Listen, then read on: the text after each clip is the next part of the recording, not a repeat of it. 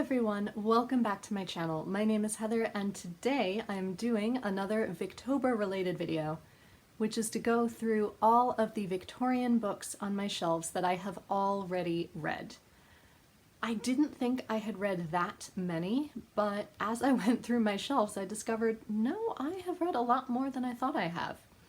This is mostly including books that I read for pleasure as well as books that I read for school, but books that I read for school that I really enjoyed and wanted to keep. I read more in school that I did not enjoy as much, and you can hear about those in my What I Read in School video, which I will link down below. And with that, let's dive into the literature. So Victorian literature is defined as books written between 1837 and 1900, which was the length of Queen Victoria's reign in the UK. If we are defining the Victorian era as just including books written in the UK during that time, then these are the Victorian books that I own. For the very well-known books, I will not include a description. If you've heard about this book for ages and you're intrigued but no one has ever exactly explained to you what it's about, please let me know down below and I will gladly fill you in. But for the moment, we have Jane Eyre by Charlotte Bronte, which I have in this lovely Gothic edition from Barnes & Noble, along with Wuthering Heights by Emily Bronte.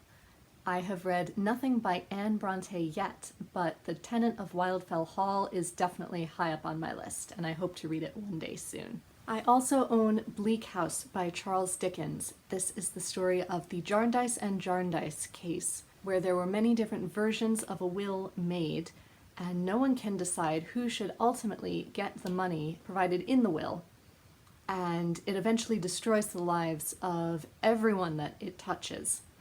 And we follow the story of two new young wards in the case, along with the companion hired for the young lady in the case. And their friends, their family. Dickens' plots are always full of many, many characters that eventually interweave utterly brilliantly. This is a fabulous, fabulous novel, and I highly recommend it. Also by Dickens, I own Little Dorrit, which is the story of Amy Dorrit, who was born in the Marshalsea debtors' prison and has lived there all her life with her father and her two siblings, her sister and her brother. And it is the story of her meeting her employer's son, Arthur Clenham, and their friendship and a potential blossoming romance, along with the mystery belonging to Arthur's family, and many, many other characters as per usual, and all sorts of mystery surrounds them, and it is solved in the most brilliant way. I loved every single one of these characters, and I loved the adaptation as well. I also own A Tale of Two Cities, which is Dickens' interpretation of the French Revolution, and for people who are stuck between the worlds of London and Paris during that time. I loved it. It was my first proper Dickens that I read, and it still holds a very special place in my heart. I then have Cranford by Elizabeth Gaskell, which is the story of the small town of Cranford, which is almost exclusively populated by older and unmarried women, and the various problems that they face and how they deal with them. And it is just sweet and lovely and fabulous. I also own North and South by Elizabeth Gaskell, which I also adore. It has to be my favorite of hers that I've read so far, which is the story of, it's essentially Pride and Prejudice, but with Dickensian grit. It has that level of a love story between Margaret Hale and Mr. Thornton, who is a mill owner in the northern town of Milton, and as they struggle to find an equal footing with each other, there's also a great deal of social commentary about the mill itself and its workers and how it's being run. It is amazing. I love the series, I love the book. They are relatively faithful to each other. There were tiny moments in here. There's a moment in here with the bracelet that I swear Richard Armitage read for the series. And there's one particular moment in the series where Margaret is pouring tea and you're watching his eyes flicker and I'm going, oh my gosh, he read the bracelet scene.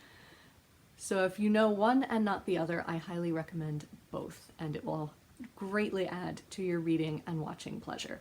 And then an adjacent book, which isn't quite Victorian, but is mentioned at least within the North and South series. I don't know if they mention it in the book, which is Tales of the Alhambra by Washington Irving.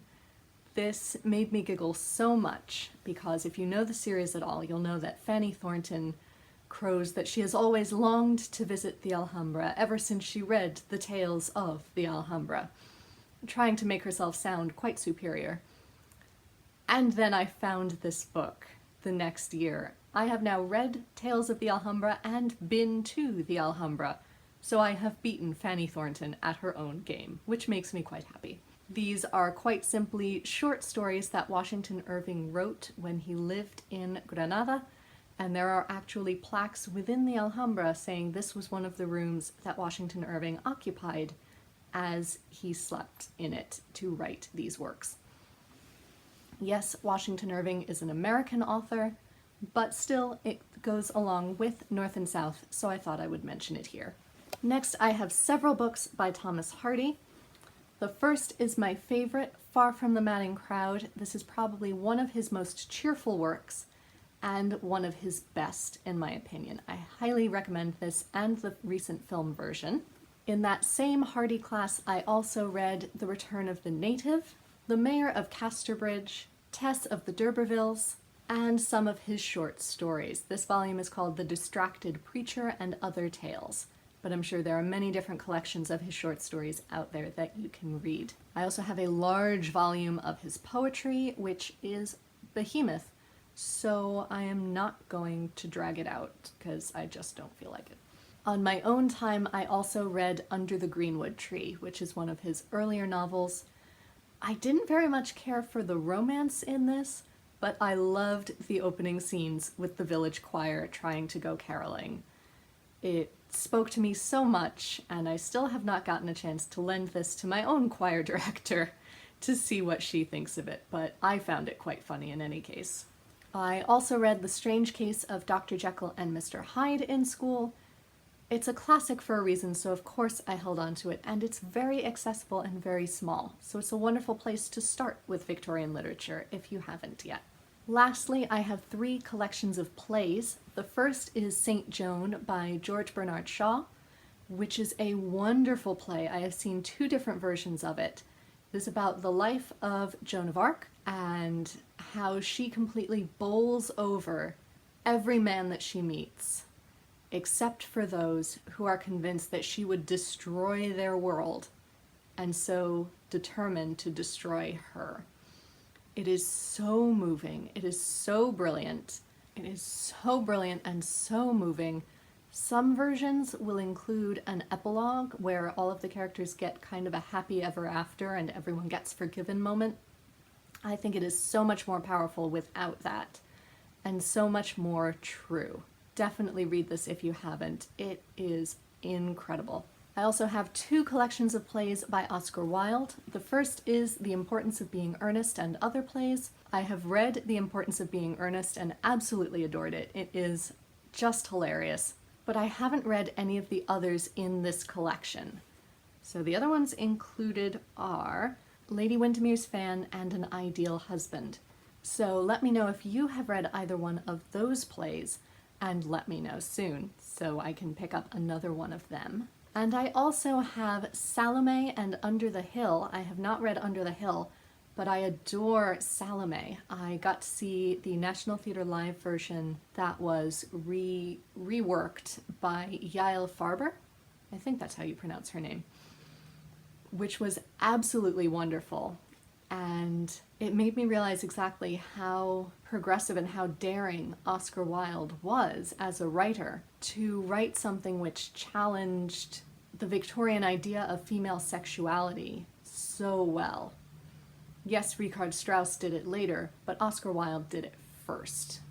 And I think he did it absolutely wonderfully. If you don't know, Salome is the character in the early New Testament who dances for her uncle the king, and he becomes so besotted with her and so in lust with her that he says, "I will grant you anything you wish," and she asks for the head of John the Baptist on a silver platter. And so this explores how that event comes to pass. What were all of the events, what were all of the relationships that led up to her making that decision? And it gives her so much more power and so much of a voice, and yet shows how powerless she was. It is just incredible. And Yael Farber's edition took all of that and reset it within a reality which examined the idea of the wanderer and immigrants and refugees, which made it that much more powerful. It was just incredible. Definitely read it. Definitely see the Yael Farber version if you get a chance as well, but it is wonderful. I also am very proud of this edition of Cranford, which I found in my local used bookstore, which is a version from 1891 with Hugh Thompson illustrations.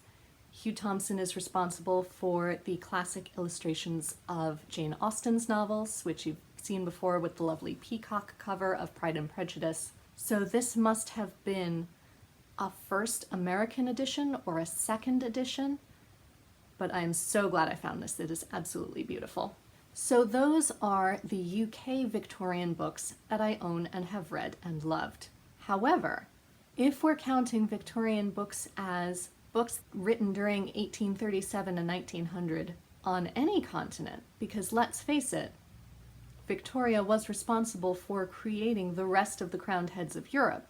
So there would have been a shared morality, a shared fashion, and thus shared literary experience. Then I would also include works like Madame Bovary by Gustave Flaubert, which is about a young woman who gets married, discovers that her marriage is not what she thought it was going to be, and thus tries to find true love for herself and true sexual satisfaction. It would also be able to include works like Les Mis by Victor Hugo. I'm sure you all have heard of this at some point. Definitely watch the musical first and then come in and read the novel, because it is massive. So the musical will give you a grounding in terms of plot and characters, but the novel will give you so much more depth than the musical is able to. So they really complement each other. In addition, it would include some wonderful Russian authors like Dostoevsky, who I have not read anything of his yet, and also Leo Tolstoy with books like Anna Karenina and the ever-famous War and Peace. I love this edition so much because the comet scene is one of my favorite scenes. Books 3 and 4 are my absolute favorites in here, and it is the inspiration for my favorite musical, Natasha Pierre and the Great Comet of 1812, which was a musical version of those chapters. So I love this cloth-bound edition so much. And it would also include books like Eugene Onegin by Alexander Pushkin, which is the story of the young man Eugene Onegin, who has grown up very spoiled, but not as well educated as he should be in terms of the world. And so he has grown up to be an incredibly disdainful man. He is bored with everything. And then he meets, through his friend Lenski the poet, Tatiana and her sister Olga. And thus begins the story of intricate love triangles and terrible social decisions with incredible emotional consequences. There are many different translations of this, as it was originally written as a poem. My particular edition I really love because it is a dual language book. It is meant to help you learn Russian. So when you open it up, it has the English on one side and the Cyrillic on the other. And not only that, but they have not rearranged the syntax on the English side. They have left it in exactly the word order that the Russian is, which makes for an interesting reading experience, but a very complicated one. So if you're not up for that just yet, I would definitely find a different translation. There are many out there, but I would highly recommend this book and the opera, and there's more on that to come in a future video. And on the American Victorian side, I would be able to recommend Little Women, and yes, this is the true Little Women version with both halves, both Little Women and Good Wives, and indeed the rest of the series, such as Little Men. I'm sure you know what these are about. The movie made a big splash this year. It was and was not accurate. I still enjoyed it as a film, and I would highly recommend reading the book to be able to make your own comparison. So there you have it. Those are the classic Victorian books that I own. This has become a very long video, so I will be stopping here for today. Next time I will be bringing you the second half, which is my Victorian adjacent fiction and nonfiction. Are you excited for Victober? Would you recommend any other Victorian books to me based on what I've read? I feel like a lot of what I've read are very much the staples of Victorian literature. So if you have any that are less well known that you would highly recommend to me, please let me know down below. I have a growing list, such as He Knew He Was Right, The Way We Live Now, Mary Barton, Dr. Thorne, and The Pickwick Papers. But please let me know if there are any others that you would also recommend to me, or if I should go ahead and buy any of those books that I just mentioned to move them up my TBR. Until next time, everyone, be safe, be well, and happy reading. Bye, everyone.